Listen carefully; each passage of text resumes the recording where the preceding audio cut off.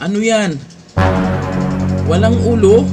Nako, viral po yan ngayon. Dahil po ay yung mga netizen ay hindi maitago ang pangamba matapos makita ang isang sakristan na di umano ay parang walang ulo. Alam ko nakayuko lang po yan. Kuha po yan sa Santo Niño prosesyon sa Kawit, Cavite.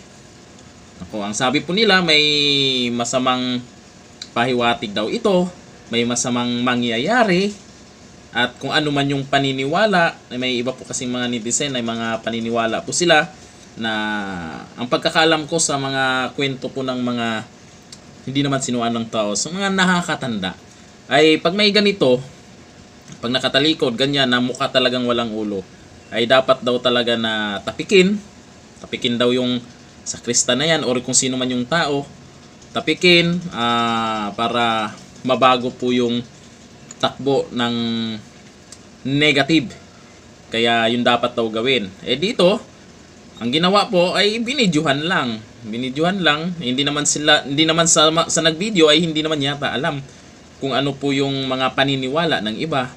Pero talaga grabe naman makayuko po talaga. Talagang yukong-yuko. Tapos wala talaga, parang wala talagang ulo no? Alam nyo ba kung anong ibig sabihin yan? Sa mga may paniniwala kung ano yung pwedeng mangyari, magaganap, alam nyo ba kung anong ibig sabihin pag may ganyan?